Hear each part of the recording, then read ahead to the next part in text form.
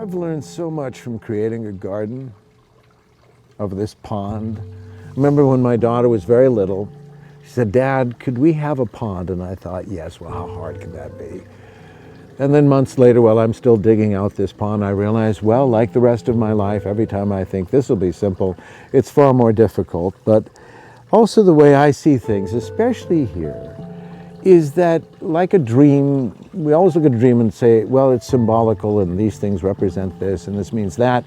But we look at the chaos of life and we think, oh, this is just random and has no particular meaning and I have no idea what's going on.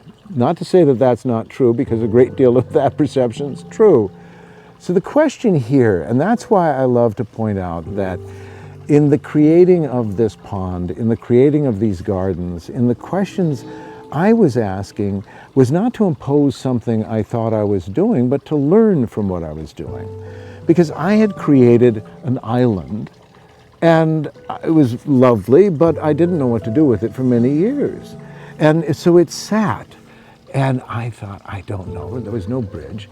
But then I put the bridge over, and suddenly there was a possibility of crossing, and as I did, and then finally Carla and I were out, and we found this wonderful Lakshmi and brought her home. And I put her on the island, and suddenly something very, very magical happened.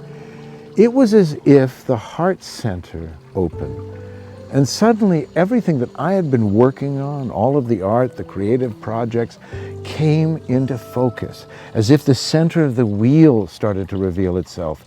And I thought, how extraordinary, because the garden of the mind, this relationship to walking the mind in the garden, is the story that psychologically, the question of the more you love, the more you are alone, the more you feel islanded, the more you feel disconnected or not connected.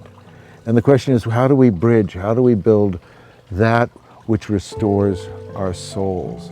What I love about the literal image here is that there's only really room for the two of us.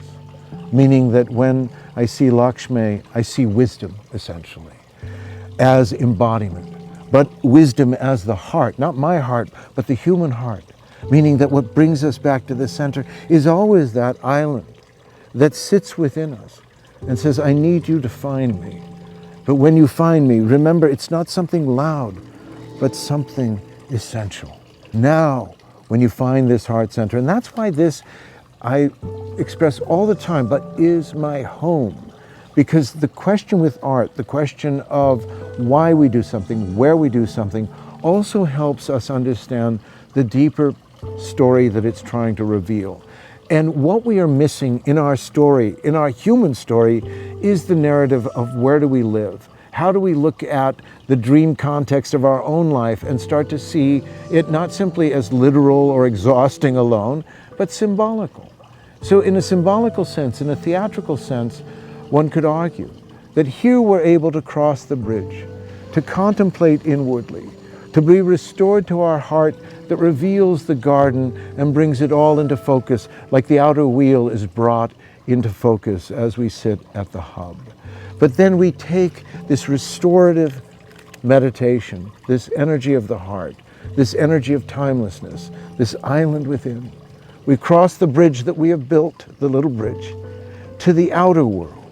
The outer world is always chaotic, always struggling, because like the ocean, it cannot calm itself. So we must become that which brings to those energies the story that let me gather this inner calm, because I cannot calm the sea.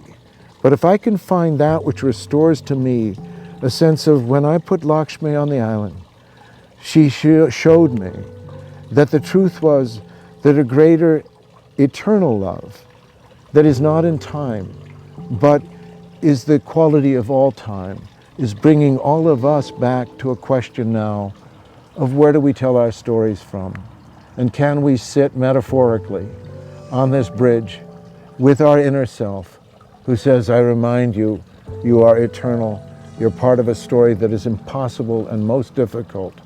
But it wasn't to get out of it.